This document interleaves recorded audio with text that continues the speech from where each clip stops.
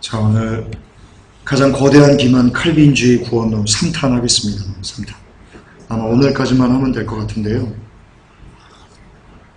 근데 또 사람들이 반론을 이렇게 또 그 엉뚱한 반론을 해오고 그러면 계속 할 겁니다.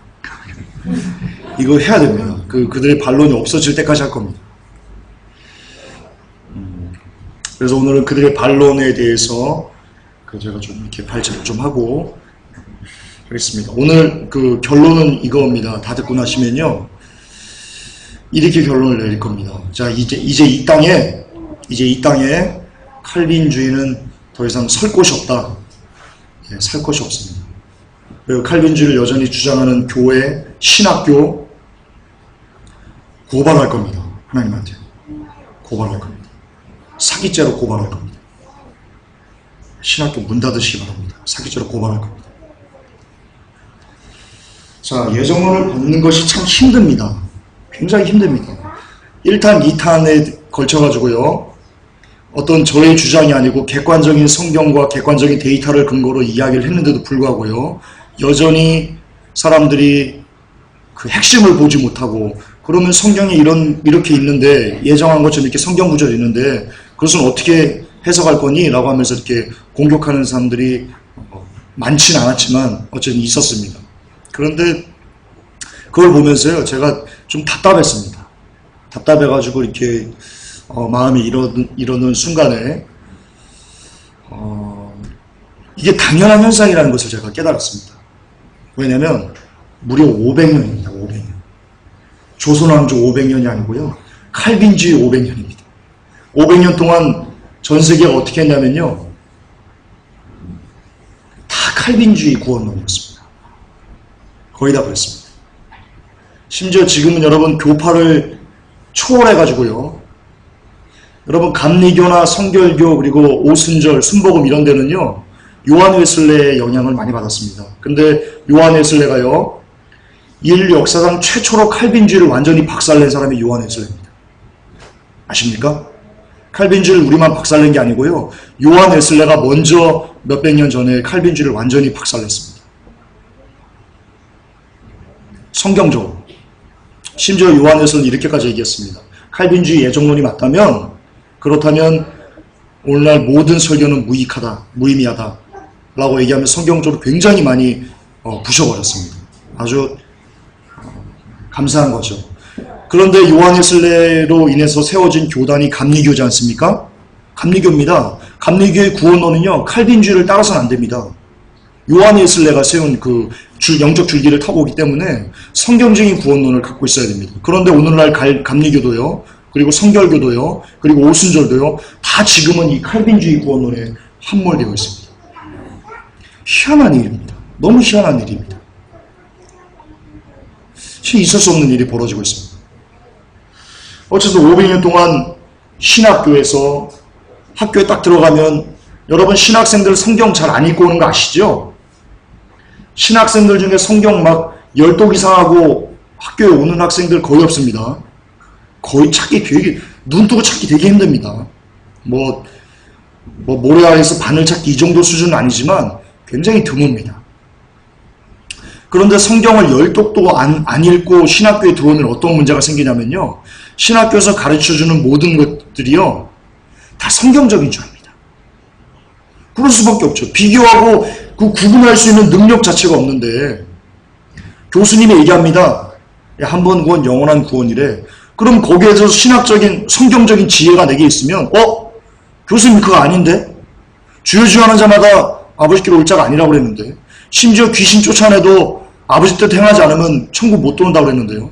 뭐 어떻게 한 번 구원 영원한 구원이요? 라고 이렇게 반발이라도 좀 해볼 텐데 그러지를 못해요. 성경적인 지혜가 없습니다.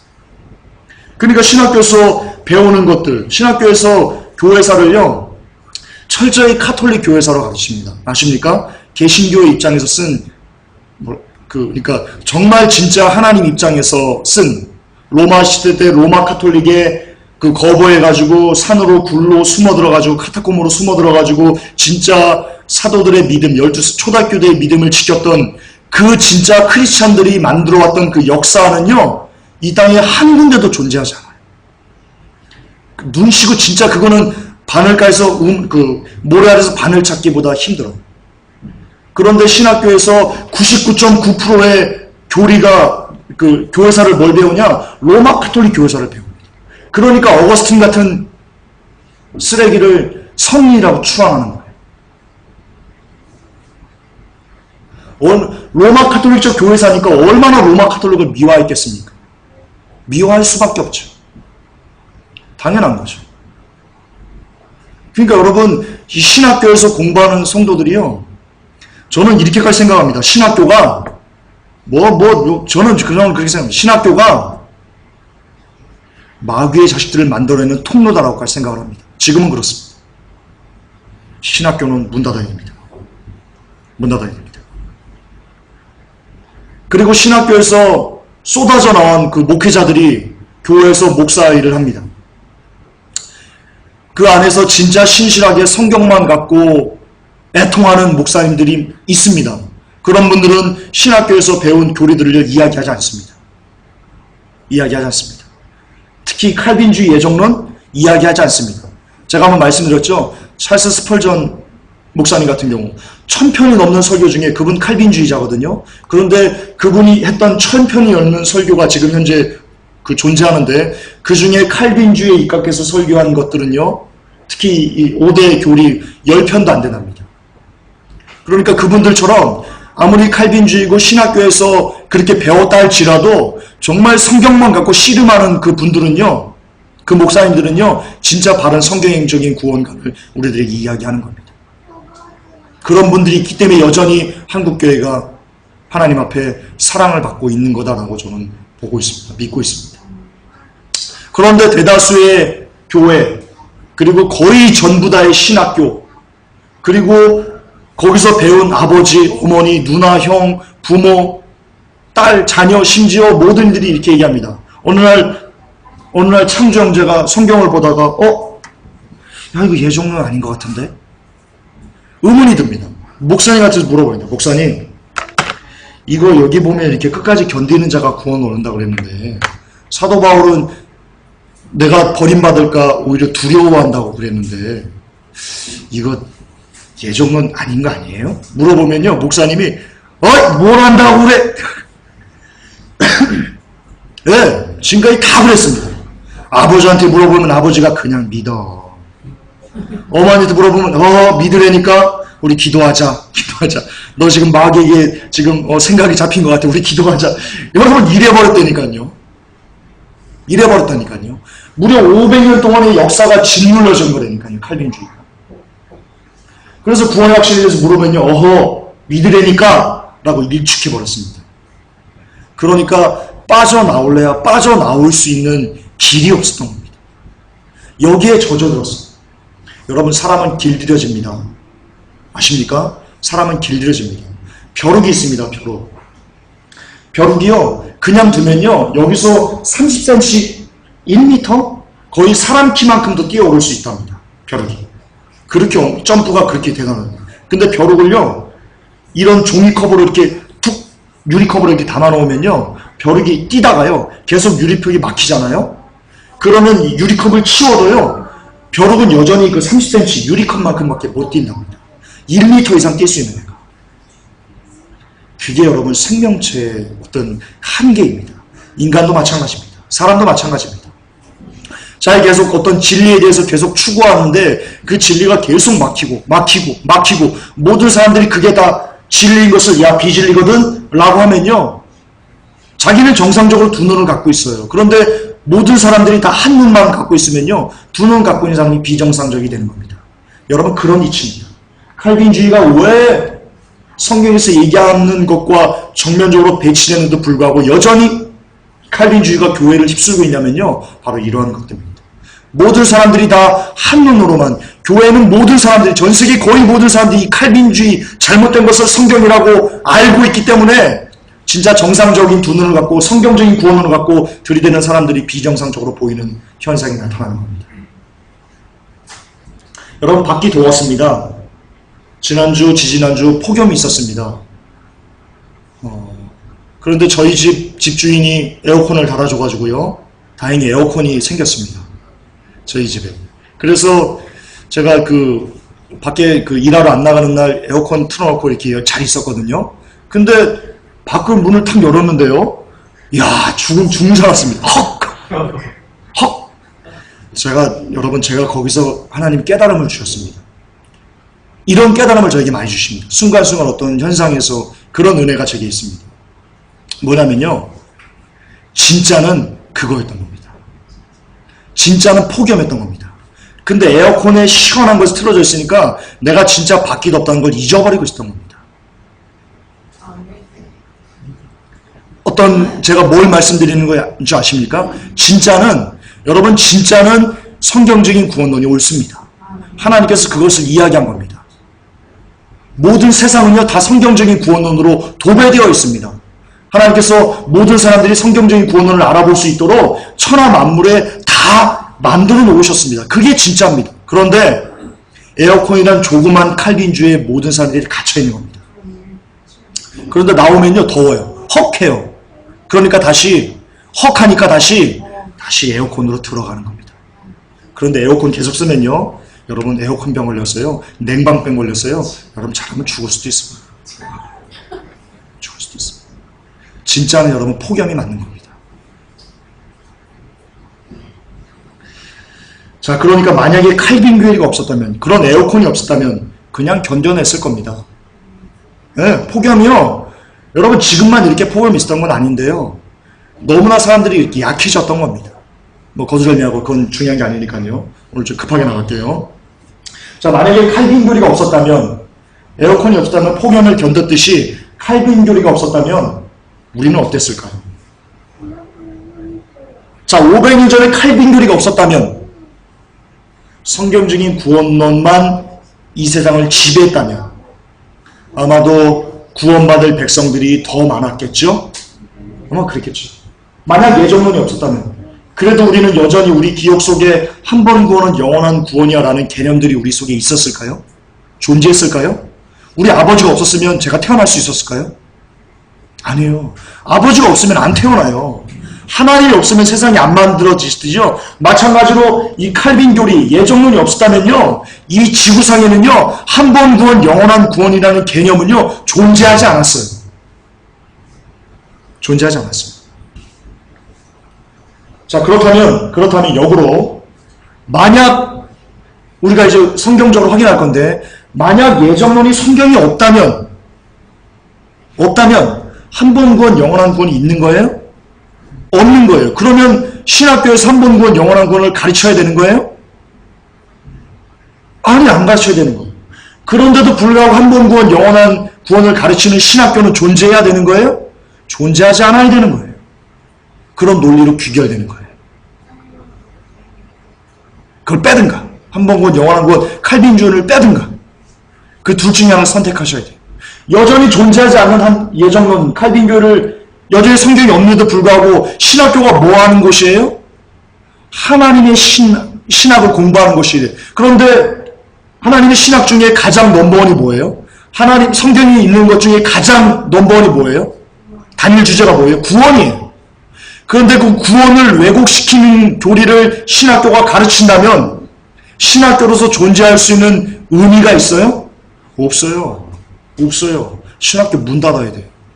지금 칼빈주의를 가르치는 신학교가 있다면 잘 들으세요.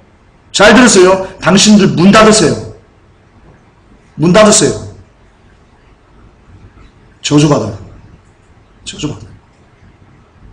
반드시 그 값 하나님이 당신들에게 물어요. 여러분 신학교 학장님, 교수님, 당신들에게 하나님이 그 피값 물으세요. 당장 문 닫든가 아니면 버리세요.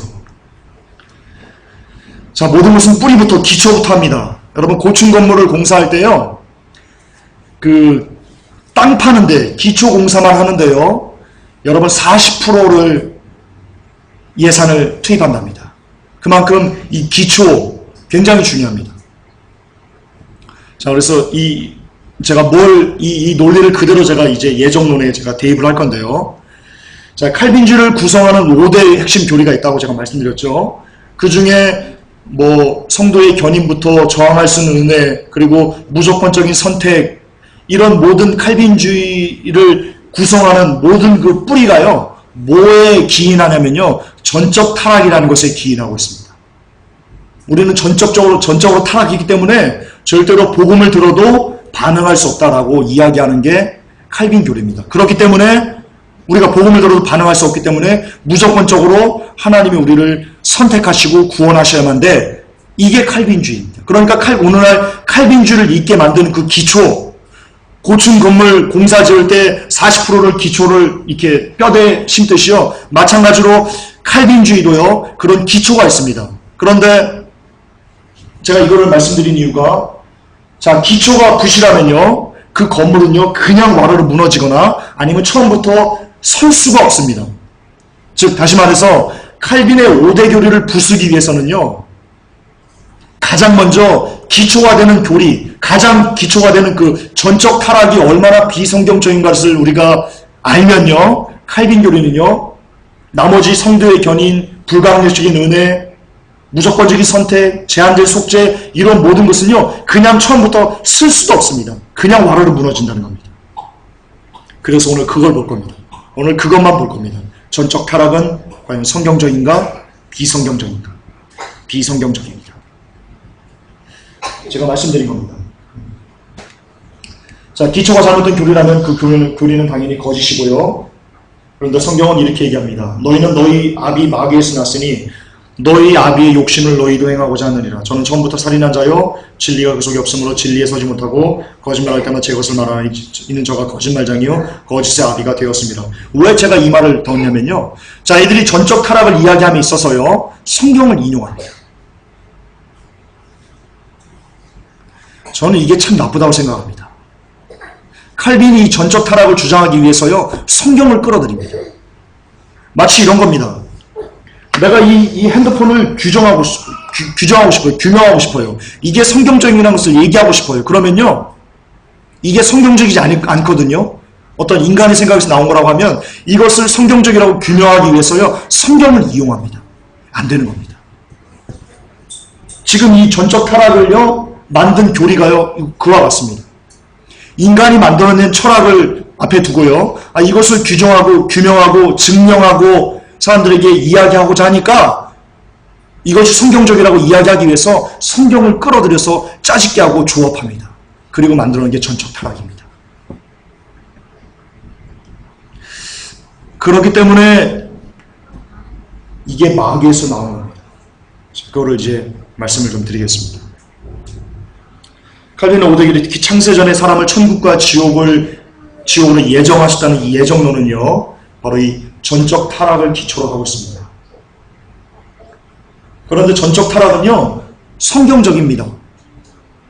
자, 다시요, 오해 없으시 바랍니다. 전적 타락 자체는 성경적인데요, 이 사람들은요, 칼빈주의는요, 이 성경적인 전적 타락을 근본으로 해가지고요, 여기다 성경 말씀을 붙여가지고요, 어디까지 나아가냐면요, 여기서 끝났어야 돼요. 전적 타락에서. 전적 타락을 전적 무능력으로까지 나아갑니다. 그게 문제입니다.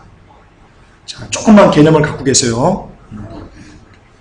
자, 칼빈 5대 교리는 전적 타락을 기초로 하고 있는데, 만약 전적 타락이 성경적이지 않다면 예정론 역시 성경적이지 않은 교리가 됩니다. 여기서 말하는 전적 타락이 성경에서 말하는 전적 타락이 아닌 거예요.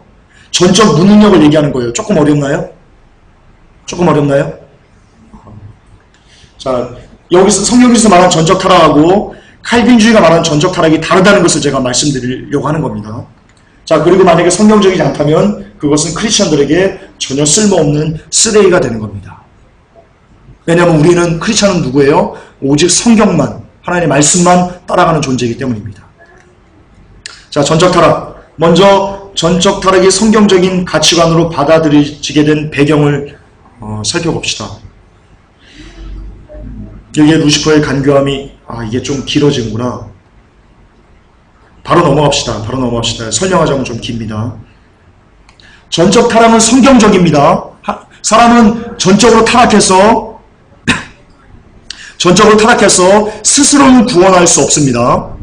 그런데 이 성경적인 근거에다가요, 이 성경적인 것을요, 이 사람들이 더해서요, 더 나아갑니다. 여기서 끝났으면 참 좋습니다. 그러면 칼빈주의가요, 참 그 좋은 주의입니다. 그러나 사탄은 늘 거기에 말씀을 더합니다. 이런 겁니다. 아담과 하와를 유혹할 때요, 그냥 그 전혀 성경 외적인 것, 말씀 외적인 것으로, 하나님 말씀 외적인 것으로 그 아담과 하와를 유혹하지 않았습니다. 하와를 유혹하지 않았습니다. 아시죠? 하나님의 말씀을 갖고 그를 유혹하고요, 그 말씀을 살짝 변질시켜서 그를 넘어뜨리겠습니다. 사단은 늘 이런 전략을 씁니다. 늘 한결같습니다. 그렇기 때문에 여러분, 말씀을 아셔야 되는 겁니다. 마찬가지입니다. 전적 타락이 성경적인 개념이 있습니다. 성경에 전적 타락을 증거하는 것들이 나옵니다. 그러나 거기서 성경은요, 그 이상 나아가지 않습니다. 성경은요, 너희들이 전적 타락이기 때문에 하나님의 빛이 비춰지면 너희들이 복음을 받아들이고 영생할 수 있어, 회복할 수 있어 라고 이야기하는데요, 이 칼빈주의는요, 이 성경에 나와 있는 이 전적 타락 개념을 갖고요, 나아가서 그렇기 때문에 너희들은 복음의 빛이 비춰져도 전적으로 타락했기 때문에 절대로 하나님을 알아볼 수 없어, 그러니까 하나님이 너희를 전적으로 구원하셔야만 돼 라는 논리를 이어간다는 거니까요. 이 개념을 아셔야 돼요. 개념을 아셔야 돼요. 루시퍼는 절대로 미혹할 때, 사람을 미혹할 때 성경 밖에서는 미혹하지 않습니다. 절대로 그렇습니다. 자, 모든 이단들도 역시 말씀을 가지고 우리를 미혹하고요, 그러므로 말씀을 연구하고 상고해야 됩니다. 사도행전 17장 11절에요. 베레아 사람은 데살로니가에 있는 사람보다 더 신사적이어서 간절한 마음으로 말씀을 받고 이것이 그런가 하여 날마다 성경을 상고함으로. 이게 우리들의 모습이어야 됩니다. 이게 우리들의 모습이어야 됩니다. 여러분, 담임 목회자가 말씀을 선포하죠. 그러면 여러분, 그 말씀을 갖고요, 과연 그런가? 김종수 지금 성경적인 거 얘기한 거야? 라고 여러분 따져볼 줄 아셔야 됩니다. 반드시 그러셔야 됩니다. 그런 문화가 한국교회에 정착돼야 됩니다. 예, 반드시 목회자 설교에 짜져보는 습관을 가져야 되고요. 과연 저 목사님이 하는 말이 성경적인가?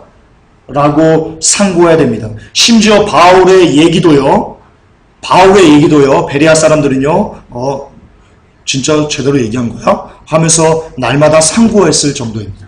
하물며 우리들일까 봅니까?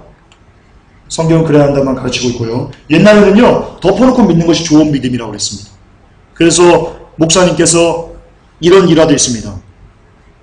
목사님이 설교하다가 이삭이 아브라함을 낳고 아멘하랍니다. 이삭이 아브라함을 낳았습니까? 아브라함이 이삭을 낳죠. 근데 아멘하랍니다. 왜 따시냐입니다. 에이, 덮어놓고 믿음 없네, 김지사 믿음 없네 그럽니다.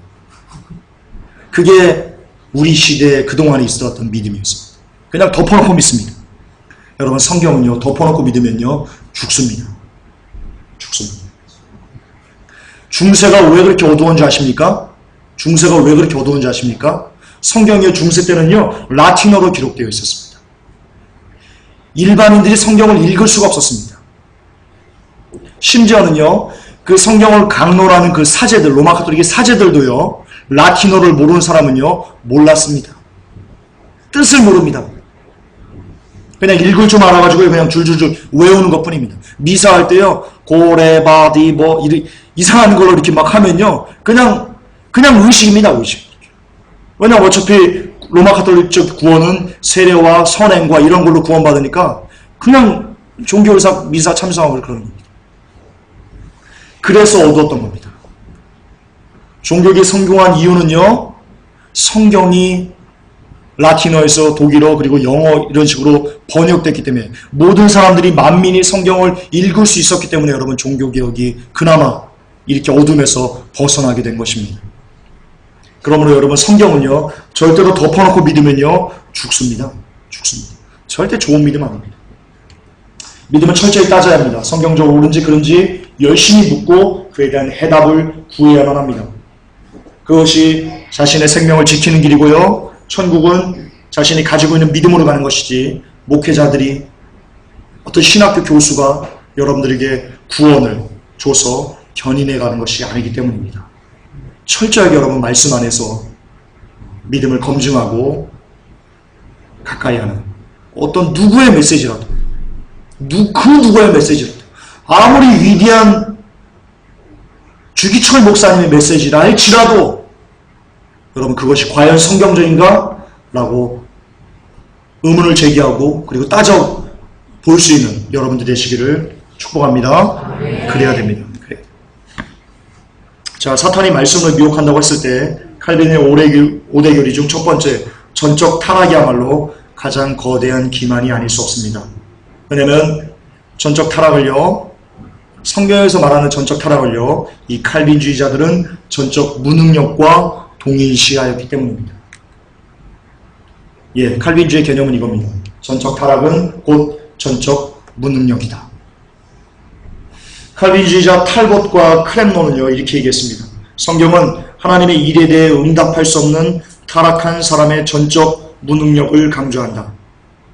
사람은 참으로 응답할 수 없다. 이것이 칼빈주의자들이 전적 타락으로 언급하는 바이다. 성경적이지 않아요. 성경적이지 않아요. 제가 뒤에 그 성경을 근거로 반박을 해드릴 겁니다. 하베이, 칼빈주의자 하베이가 이렇게 얘기했습니다. 전적 타락은 전적 무능력의 원인이고 전적 무능력은 전적 타락의 결과이다. 이게 칼빈주의가 얘기하는 전적 타락입니다. 성경적인 전적 타락과 틀립니다. 팔머가 얘기합니다. 전적 타락을 달리 설명하면 전적 무능력이라고 부르는 것이다. 이처럼 칼빈주의자는 또 나오는데요. 전적 타락은 곧 전적 무능력이다와 동일시합니다. 그리고 이처럼 성경적인 개념인 전적 타락을 비성경적인 전적 무능력으로 바꾸면요, 구원의 역사가 심각하게 훼손되게 되어 있습니다. 전적 타락이 전적 무능력으로 바뀌면요, 다음과 같은 현상들이 필연적으로 나타날 수밖에 없습니다. 칼빈주의자 헨코는요, 이렇게 얘기합니다. 전적 타락이 부정되면 주권적인 은혜도 거절된다. 이것은 곧장 제한된 속죄와 무조건적인 선택과 성도의 견인 교리들의 거절로 연결되며 필수적으로 이 모든 교리들이 버려지게 된다. 무엇을 얘기하는 겁니까? 만약 칼빈 교리 핵심 5대 교리를 이루는 것들 중에 첫 번째인 전적 타락이 부정된다면 칼빈 교회는 이 세상에 존재할 수 없게 된다라고 칼빈주의자 헨코가 얘기한 겁니다. 이게 칼빈주의자들의 해석입니다. 거스트너가 얘기합니다. 사람들이 예정의 교리에 관해 갖고 있는 대부분의 문제는 실제 예정에 관한 문제가 아니라 전적 타락에 관한 문제다라고 얘기합니다. 계속 나오죠? 전적 타락만 부정되면 여러분 예정론은 그냥 부서지는 거예요. 전적 타락은 반드시 무조건적인 선택과 저항할 수 없는 은혜의 교리를 필요로 한다. 네, 그렇습니다. 반드시 머스트입니다. 예를 들어 봅시다. 제가 전적으로 무능하다고 보십시다. 제가 전적으로 무능해요. 그래서 스스로는 하나님을 받아들일 수 없어요. 모든 인류가 그렇습니다. 그런데 그럼 하나님께서 저를 강권적으로 구원해 주셔야만 합니다. 그런데 제가 하나님을 볼 수 없기 때문에 하나님의 그 불가항력적인 은혜가 저에게 쏟아져야 됩니다. 그것을 거부할 수 없습니다. 내가 하나님의 은혜를. 그리고 그러기 위해서 보니까 어떤 이는 예수를 믿는데 어떤 이는 예수를 안 믿습니다. 그렇죠. 세상이 그런 둘로 나눠지죠. 그러면 하나님은요, 누군가를 선택했다고 사람들이 생각하게 됩니다. 칼빈주의가 그렇게 생각합니다. 다시요. 자, 이 사람들이 이 칼빈이 보니까요, 어떤 사람은 구원을 받아요. 예수를 믿어요. 근데 어떤 사람은 아무리 얘기해도 예수를 안 믿는 거예요. 자기 보니까 의문이 생기는 거예요.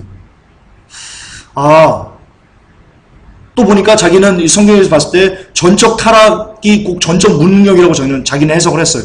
그러다 보니까 전적으로 타락이 있는 사람이 스스로 하나님을 볼 수 없는데 어떤 사람은 지금 예수를 믿고 있단 말이에요. 이 사람이 생각해낸 게 그러면 하나님께서 누군가는 선택했고 누군가는 버렸구나 라고 생각하게 된 거예요. 그런데 그 은혜가 인간은 전적으로 무능하기 때문에 하나님께서 불가항력적인 은혜를 그에게 부어주셔야만 했구나. 그리고 하나님께서 그를 불가항력적인 은혜로 부어주셨다면 하나님께서 그를 살리셨기 때문에 마찬가지로 그를 천국까지 이대로 이끌어 가시겠구나 라고 얘기한 게 칼빈의 예정론입니다. 참 그 상식적으로도 비논리적일 수밖에 없습니다. 그리고 성경은요, 너무나 다르게 얘기하고 있습니다.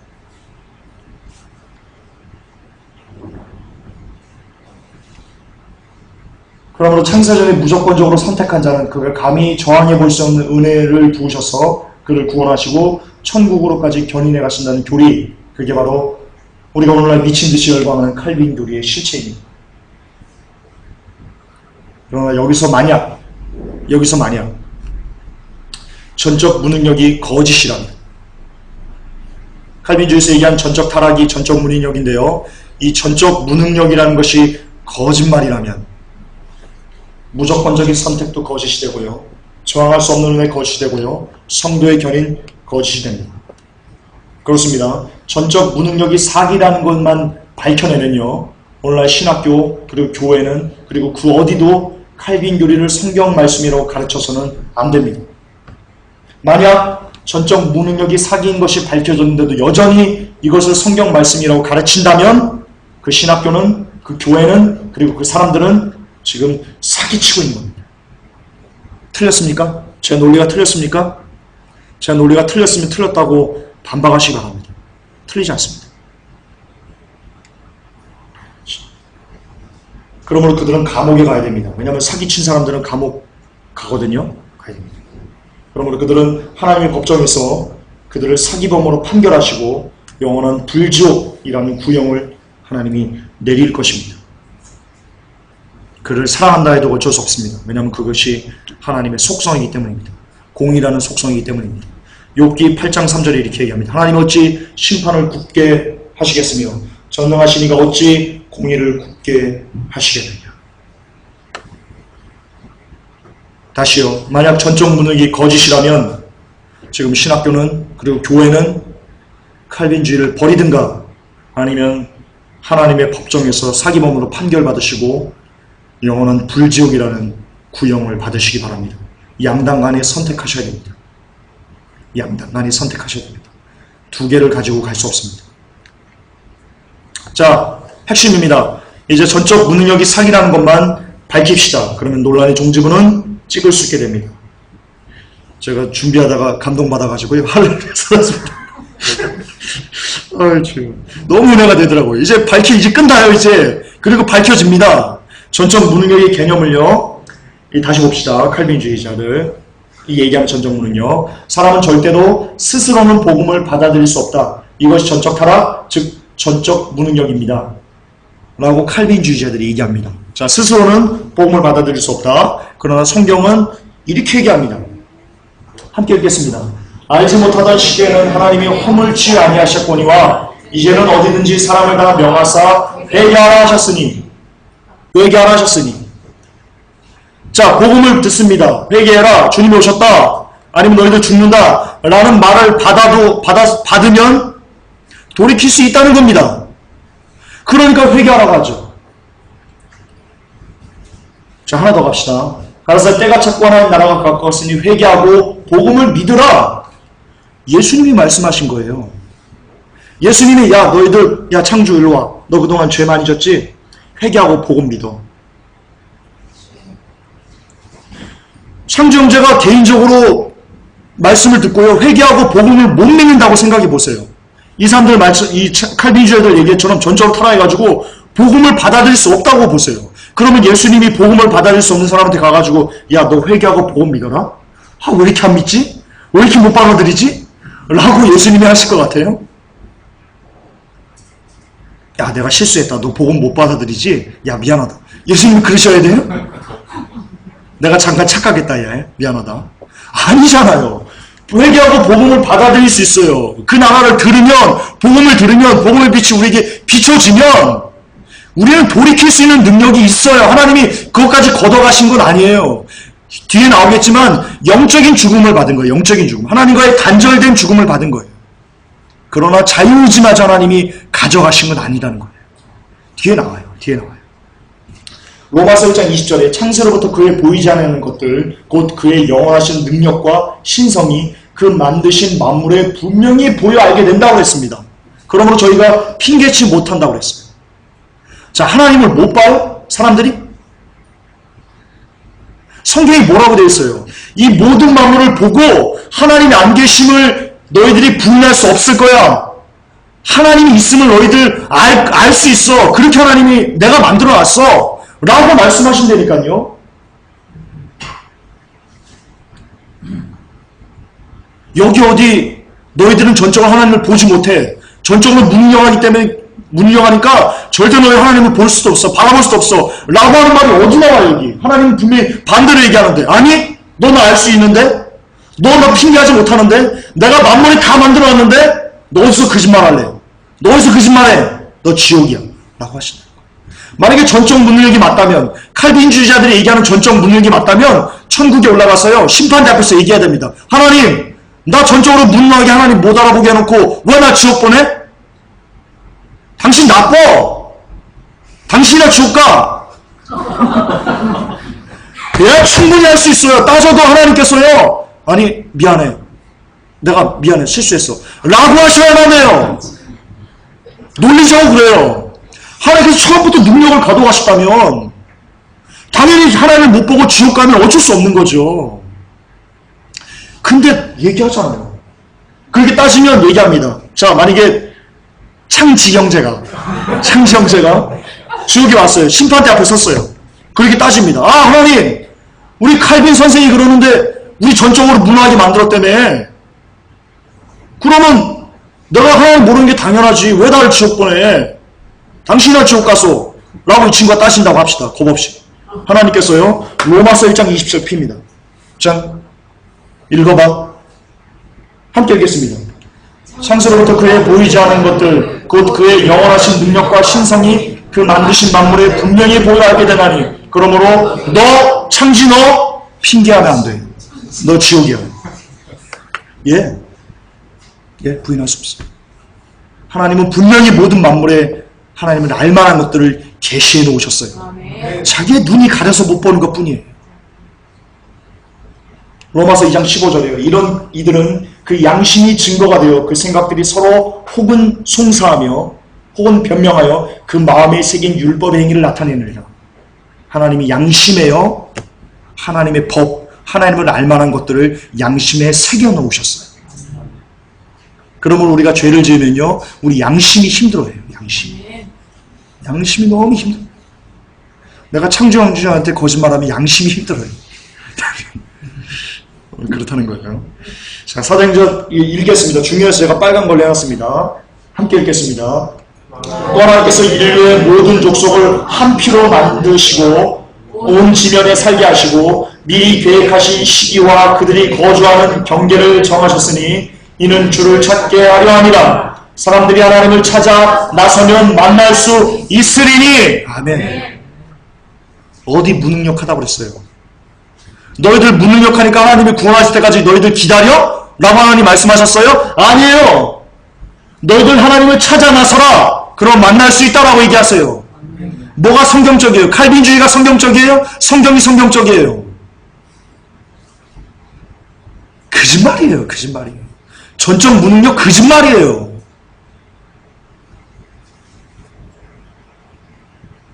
거짓말이에요. 미리 계획하신 시기와 그들이 거주하는 경계를 정하셨으니, 이거 구원 계획했다는 거 아니에요. 이따가도 제가 끝에 그 어떤 예정인지 시간이 되면 잠깐 얘기를 해드릴게요. 하나님은 구원을, 한 사람의 개인적인 구원을 예정하신 적이 없어요. 네, 하나님을 찾아 나서 만날 수 있어요.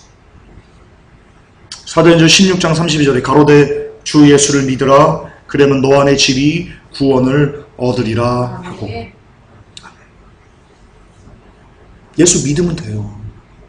복음이 비춰졌을 때, 복음을 들었을 때 그것을 여러분 받아들이면 돼요. 받아들일 수 있어요. 받아들일 수 있으니까 주 예수를 믿으라. 그러면 너 안의 집이 구원을 얻으리라 라고 하신 거예요. 할 수 없으면 주님이 이 말씀을 하실 이유가 없어요. 사도 바울이 이 말을 할 이유가 없어요. 요한복음 1장 47절에 예수님께서 나다나엘을 이렇게 칭찬하십니다. 예수께서 나다나엘이 자기에게 온 것을 보시고 그를 가리켜 가라사대 이는 참 이스라엘 사람이라 그 속에 간사한 것이 없도다. 간사한 것이 없군. 예수님은 그렇게 칭찬하시잖아요. 물론 이 나다나엘이 이게 죄인이 아니다 이런 얘기가 아니에요. 이런 얘기가 아니에요. 무슨 말이냐면 충분히 사람은요, 사람의 양심 그리고 하나님이 만드신 어떤 의지 그리고 자연 만물 모든 것에 사람은 충분히 하나님을 알아볼 수 있는 능력이 여전히 존재한다는 것을 이야기하는 거예요.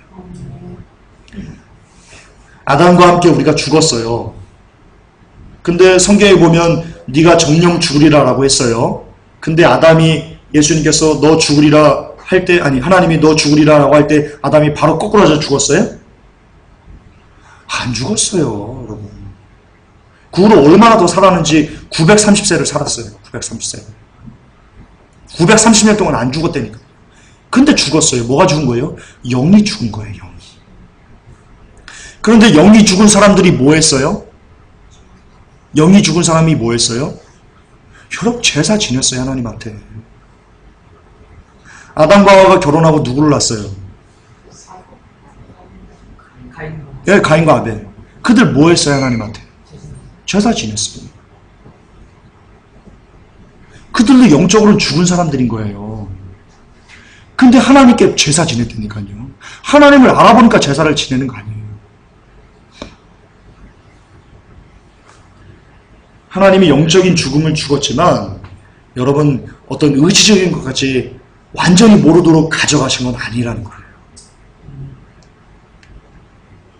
이처럼 하나님께서는요, 사람들이 하나님을 알 수 있는 능력을 처음부터 창세전에 이미 모든 사람이 나를 알아볼 수 있도록 계시하셨어요. 아멘. 그래요. 예, 아담이 영적으로 죽은 건 사실입니다. 그렇다고 우리를 하나님께서 포기하신 것은 아니에요. 절대. 하나님 우리를 포기하지 않으셨어요. 하나님은 계속 그분을 찾을 수 있도록 자신을 끊임없이 계시해 오셨어요. 이게 하나님의 아가페적인 사랑이에요.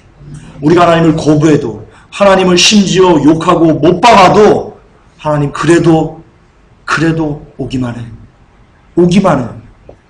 내가 살려줄게. 주님 그러신 거예요. 이처럼 하나님은요, 인간이 하나님을 알 수 있는 모든 것들을요, 만물에 새기시고요, 사람의 양심에 새기시고요, 그리고 복음에 새기시고요, 자유의지에 새겨놓으셨던 겁니다. 하나님의 사랑입니다. 그리고 지금도 주님은 죄인이 회개해서, 신학교가 회개해서 내게 돌아오기를, 한교회가 회개해서 내게 돌아오기를, 칼빈주의에 함몰되어 있는 그 수많은 사람들이 어떻게 했는지 회개해서 내게 돌아와서 살기를 하나님 애가 터지는 마음으로 기다리고 계세요. 두 아들이 있었어요. 잘 아시는 겁니다. 막내가 내게 돌아올 모든 재산을 다 가가지고 저 이방 나라에 가서 허랑방탕하게 다 썼습니다. 그때 아버지가 뭐 하셨어요? 기다리셨어요. 탕자를 기다리셨어요. 여러분, 하나님은 지금 신학교를 기다리고 계세요. 그들이 돌아오기를 기다리고 계세요. 교회를 기다리고 계세요. 늘 끊임없이 동고마에 가서 이제 오나? 이제 좀 깨닫나? 이제 좀. 여러분, 그 성경에 나오는 그 아버지의 마음이요, 정확하게 하나님 아버지의 마음이에요. 그리고 하나님은 모든 사람들이 다 그렇게 돌아오기를 원하세요. 근데 칼빈주의는요, 어떤 사람들만 구원하셨대요. 어떤 사람들은 그냥 하나님이 가차없이 버리셨대요. 여러분, 그건 참 쓰레기예요. 그건 진짜 하나님을 너무나 눈물 나는 거예요, 여러분. 그걸 아멘하고 있으면 눈물 나요. 눈물 흘려야 돼요, 여러분, 진짜. 참 쓰라린 거예요, 쓰라린 거. 하나님을 몰라도 너무나 모르는 거예요. 하나님은 사랑이세요. 하나님의 사랑은요, 창세전에 창지를 지옥으로 보내시는 분이 아니에요. 절대 그런 분이 하나님이 있습니다. 그러므로 칼빈주의자들이 얘기하는 회개할 수 없는 무능력, no. 복음을 듣고도 믿을 수 없는 무능력, no. 예수 그리스도를 스스로 영접할 수 없는 무능력, no. 예, 칼빈주의식 전적 타락은 말도 안 되는 사기입니다. 그렇습니다. 사기입니다. 자, 또한 칼빈주의식 전적 타락은요, 인간은 스스로 하나님을 위해서는 어떤 일도 할 수 없는 존재다라고 규정하고 있습니다. 그렇다면 성경은 어떻게 얘기합니까? 출애굽기 35장 29절 함께 읽겠습니다. 마음에 원하는 이스라엘 자손의 남녀마다 여호와께서 모세의 손을 빙자하여 명하신 모든 것을 만들기 위하여 물품을 가져다가 여호와께 즐거이 드림이 이러하였더라. 즐거이 드립니다. 하나님을 위해서 아무것도 할 수 없다고요? 누가 그런 거짓말을 하냐니까. 성경이 이렇게 시퍼렇게 살아있는데. 민수기 15장 3절에 주께 불로 제사를 드리되 번제나 서원을 이루는 희생제나 자원하여 드리는 제사나 엄숙한 명절들에 드리는 제사나 소떼나 양떼에서 주께 향기로운 냄새로 드릴지니라. 자원하여 드리는 제사, 자원하여 드리는 예배, 하나님이 받으신다는 겁니다. 그리고 기다리신다는 겁니다. 내 아들 솔로몬아, 너는 내 아비의 하나님을 알고 온전한 마음과 기쁜 뜻으로 섬길지어다. 여호와께서는 문 마음을 감찰하사 모든 사상을 아시나니 네가 저를 찾으면 만날 것이요. 아멘. 예수님 오시기 전입니다. 그런데 다윗이 아들에게 뭐라고 합니까? 네가 하나님을 찾으면 너는 하나님을 만날 수 있어 라고 얘기합니다. 그리고 하나님을 버리면 또한 하나님께서 너를 영원히 버리시리라. 예, 찾으면 만날 수 있어. 누가 하나님을 찾아갈 능력이 없다고 얘기합니까? 그 거짓말입니다. 500년 동안 우리를 지배했던 칼빈주의식 사고 때문에 여전히 우리가 그렇게 생각하는 것뿐입니다. 벗어나야 됩니다. 하나님을 찾을 수 있습니다. 만날 수 있습니다. 그런 의지를 우리에게 하나님은 허락하셨습니다. 역대하 31장 14절에 동문지기 레위 사람 임나의 아들 고레는 즐거이 하나님께 드리는 예물을 맡아 여호와께 드리는 것과 모든 지성물을 나눠주며 고린도후서 9장 7절 각각 그 사람의 그 마음에 정한 대로 할 것이요 인색함으로나 억지로 하지 말지니 하나님은 즐겨내는 자를 사랑하시느니라. 아멘. 스스로 자원해서 즐겁게 여호와께 나아오는 자 하나님이 기뻐하십니다. 기뻐하십니다. 이처럼 성경은요 계속해서 우리에게 뭘 가르치냐면요, 하나님을 만나려는 사람들을, 스스로 하나님을 찾으려는 사람들을 하나님은 기뻐하시고요, 그리고 그들을 기다리고 계시는 분이시다. 그분이 우리 하나님이시다 라고 성경은 우리에게 가르쳐주고 있습니다. 죄로 인해 영이 죽었다고 하나님을 선택할 수 있는, 하나님을 찾아갈 수 있는 자유의지까지 죽어버린 것은 아닙니다. 여러분, 사람은요 혼과 영과 육으로 구성되어 있습니다. 아시죠? 아시죠? 성경에 보면 아담은요 하나님께서 우리의 형상을 따라 우리의 모양대로 창조하셨어요. 그런데 여러분, 셋이나 아담 이후의 자손들은요 뭐라고 성경에 기록되어 있냐면, 가서 찾아보세요. 아담의 형상을 따라 만들었다고 나왔다고, 생산됐다고 나옵니다. 찾아보세요. 창세기. 아담 이후의 인류는요 하나님께서요 우리의 모양을 따라 만들었다고 나오지 않습니다. 아담의 형상을 따라 만들었다고 나옵니다. 영이 죽어버린 상태로 나오는 거예요. 그러나 혼은 있는 거예요. 혼은 살아있는 거예요. 혼이 자유의지예요. 혼이 자유의지예요. 성경 보세요. 그렇게 나와요. 그리고 분명히 하나님께서는요 나를 찾아오라라고 성경에 보셨듯이요 영만 죽은 거지 혼과 육은 여전히 이 땅에 살아있는 겁니다. 그런데 구원받을 때는 이 죽었던 하나님을 만나면, 하나님을 찾아서 하나님을 만나면 우리의 죽었던 그 영이요 다시 회복되는 거예요. 그래서 하나님과 같이 살게 되는 겁니다. 그래서 우리가 구원받을 때는, 마지막에 구원받을 때는 우리의 영혼 육이 모두 다 구원받게 될 것입니다. 네, 저는 그렇게 믿습니다. 자, 거의 다 끝나갑니다. 자, 끝으로 칼빈주의식 전적 타락이 맞다면, 그래서 사람들이 복음을 아무리 들어도 우리는 구원받을 수 없다면, 복음을 아무리 들어도 구원받을 수 없대요. 전적으로 무능력하기 때문에. 칼빈주의자들이 이렇게 얘기해요. 그렇다면 다음에 성경은 도대체 왜 기록된 것입니까? 칼빈, 혹 살아올 수 있다면 무덤에서도 기어 나와서라도 한번 대답해 보십시오.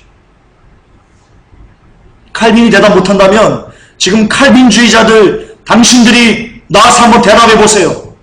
이건 왜 있는 겁니까?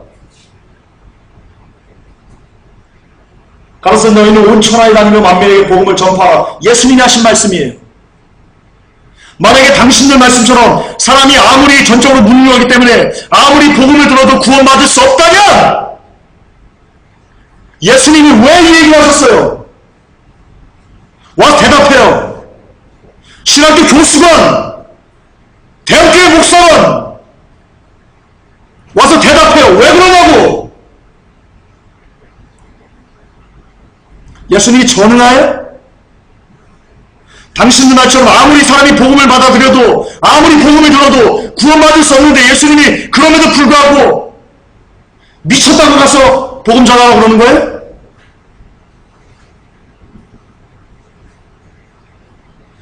옛날 같았으면 욕을 한 바가지를 했을 거예요. 욕 먹어도 싸요. 이건 복음을 쓰레기로 만드는 거예요. 예수님의 십자가를 개쓰레기로 만드는 거예요. 아무리 복음을 들어도 사람이 구원받을 수 없다고요?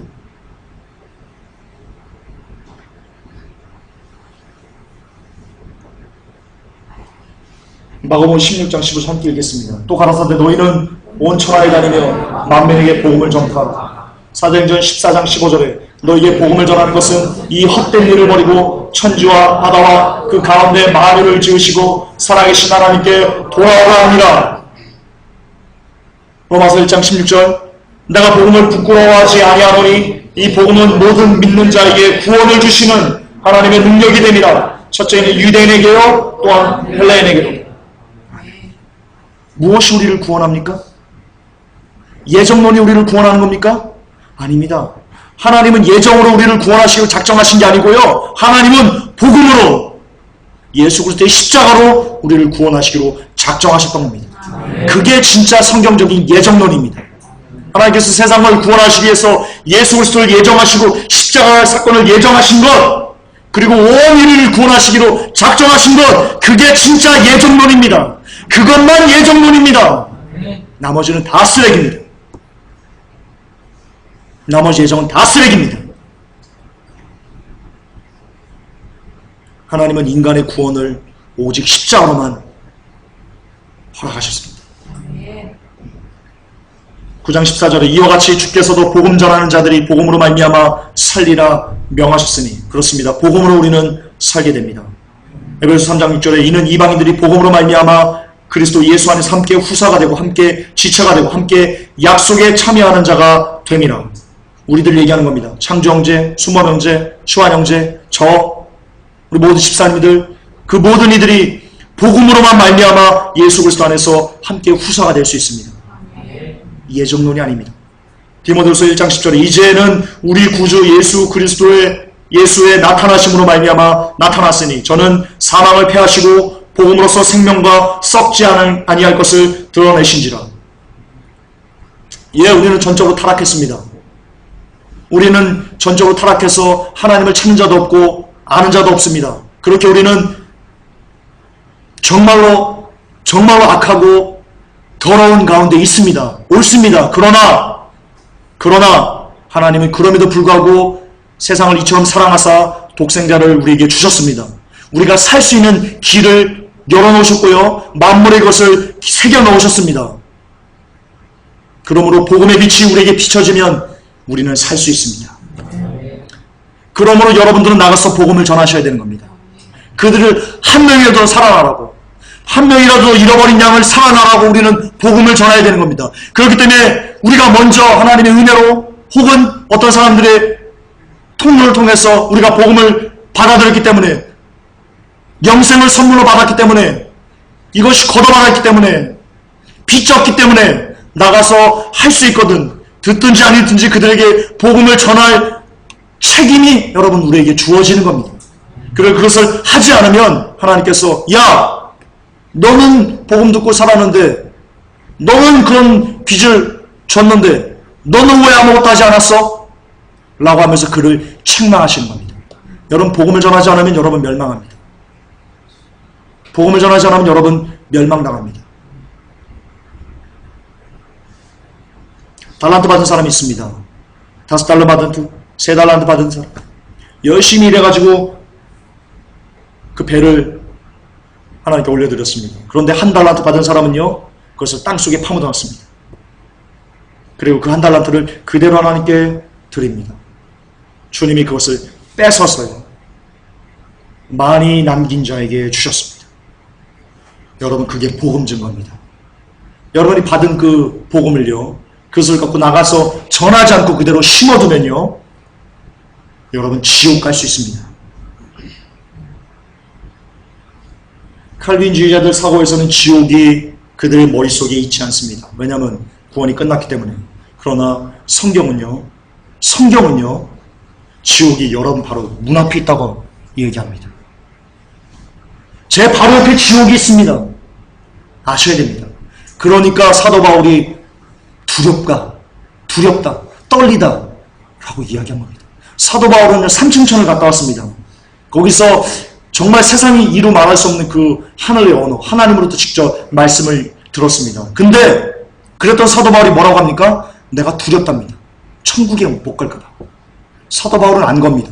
사도 바울 내 옆에 지옥이 바로 있다는 것을. 내가 잠깐만 발을 헛디디면 영원한 불족에 내가 떨어질 수 있다는 것을 사도 바울이 깨달았던 겁니다. 하늘에서 아마 들었던 겁니다.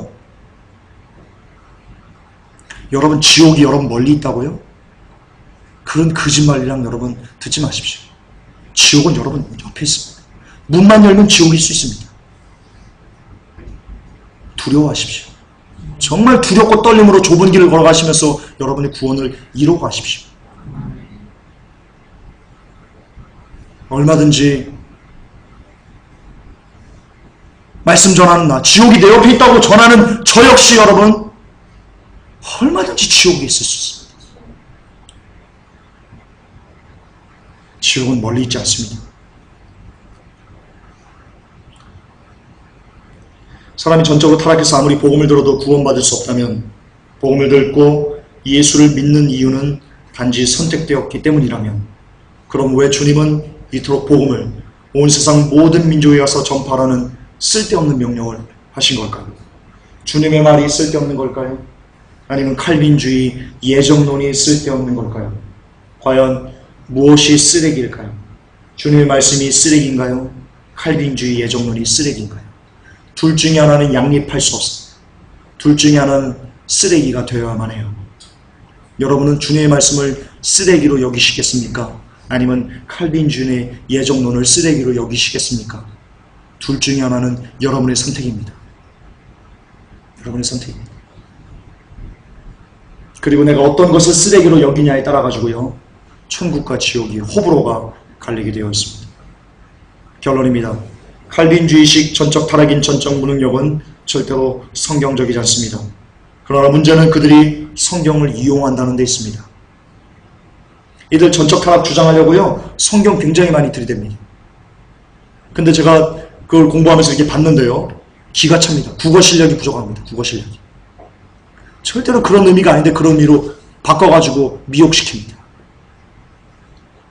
참으로 안타깝고 속상한 일이 아닐 수 없습니다. 따라서 성경을 이용해 미혹하는 자들에게서 스스로 건질 수 있는 유일한 길은요, 아까도 말씀드렸습니다. 내가 성경을 늘 가까이 하는 것뿐입니다. 그것도 매우 가까이 하는 것뿐입니다. 그래야만 살 수 있습니다. 그래서 하나님은요, 복 있는 사람을, 천국에 오는 사람을 복 있는 사람이라고 하는 거거든요. 하나님의 개념은요, 늘 천국과 지옥이에요. 왜냐하면 이 세상 하나님이 별로 이렇게 좀 그렇기 때문에. 예수님은 이 세상이 내게 속하지 않았다고 얘기하셨어요. 하나님의 나라는 저 영원한 나라입니다. 그러니까 하나님의 관심은요, 우리가 이 세상에서 잘 먹고 잘 사는 게 아니고요, 어떻게 하든지 이가 하나님의 나라로 들어오는 것만 관심이 있었어요. 그러니까 하나님께서 복 있는 사람이라고 얘기할 때요, 그 복은요, 천국에 들어오시는 사람은 얘기하는 겁니다. 그런데 하나님은 천국에 들어올 사람을 뭐라고 이야기하시냐면요, 마지막입니다. 함께 읽겠습니다. 복 있는 사람은 악인의 길을 쫓지 아니하며 죄인의 길에 서지 아니하며 오만한 자의 자리에 앉지 아니하고 오직 여호와의 율법을 즐거워하여 그 율법을 주야로 묵상하는 자로다. 아멘. 이런 사람만 하나님의 말씀을 늘 가까이 하고 하나님의 말씀을 늘 묵상하고 하나님의 말씀을 늘 내 삶에 적용시키려고 하는 사람만 천국에 올 수 있다는 거예요. 아멘. 예수 믿는다면서 하나님의 말씀을 가까이 하지 않은 사람 천국에 갈 수 없어요. 행위구원 아니에요. 제발 행위구원이 뭔지도 모르면서 행위구원 난방하지 마세요. 행위구원이 뭐냐면요, 정확하게 말씀드릴게요. 로마 가톨릭 시대에 사람이 구원받을 때 세례받아야 되고 선행해야 된다, 그래야 구원받는다. 이게 행위구원이에요. 이것만 행위구원이에요. 주의 말씀을 지키는 것을 행위구원이라고 얘기하면 그는 행위구원의 행자를 모르는 무식한 사람이에요. 하나님의 말씀은 지켜야 되는 거예요. 주님을 사랑한다면 그의 계명을 지키는 것이 성경적입니다. 그것은 행위구원일 수 없습니다. 결론입니다. 저쪽에 잠깐 빠졌는데요. 하나님의 말씀을 늘 즐거워하며 성경을 늘 즐거워하세요. 성경 보는 것을 늘 즐거워하세요. 말씀 듣는 것을 늘 즐거워하세요. 너무 그것이 즐거워가지고 화장실에서 볼일 보면서도 말씀에 귀에 꽂고 들으세요. 그렇게 즐거워하세요. 사랑하세요. 하나님의 말씀을 가까이 하는 것이 하나님을 가까이 하는 거라고 성경은 기록하고 있습니다. 그리고 그것을 늘 묵상하세요. 과연 그러한가? 이 말씀, 하나님 나 이 말씀이 안 깨달아져요. 깨닫게 해주세요. 라고 늘 묵상하는 것. 그것이 우리가 천국에 들어갈 수 있는 비결입니다. 비결입니다. 그래서 하나님께 큰 복을 받는 하나님의 큰 백성들, 사랑하는 백성들 되실 수 있기를 주 예수 그리스도 이름으로 축복합니다. 기도합니다. 하나님, 이제는 한국교회가 칼빈주의 예정론에서, 그 쓰레기 같은 예정론에서 주여 벗어나게 하옵소서. 그래서 하나님 온전히 성경적인 예정론, 성경적인 구원론을 갖고 하나님 이 땅을 살 때 내가 혹 구원에서 탈락될까, 혹 하나님의 다림줄에 부족할까, 늘 나의 믿음을 스스로 돌이켜서, 내가 지금 믿음 있는지를 늘 스스로 돌이켜서 나의 믿음을 점검하게 하시고 하나님 앞에 바로 서기 위해서 주의 은혜를 늘 갈망하는 우리들 되게 하여 주시옵소서. 또한 우리의 힘과 우리의 능으로 이것들을 그때까지 하나님 때까지 나아갈 수 없사오니 주여, 우리가 기도하고 하나님을 찾으려 하는 그 모습 어여삐 여기셔서 우리에게 성령을 부어주시고 우리의 마음을 감동하시고 우리에게 은혜를, 그레이스를 주시어서 하나님의 나라에까지 충분히 도달할 수 있는 그런 힘과 능도 우리에게 허락하여 주시옵소서. 이 땅에 다시 오실, 그리고 우리를 심판하실, 그리고 끝까지 인내의 말씀을 지킨 자들을 데리고 가실 우리의 왕 예수 그리스도 이름으로 기도 올려옵나이다. 아멘.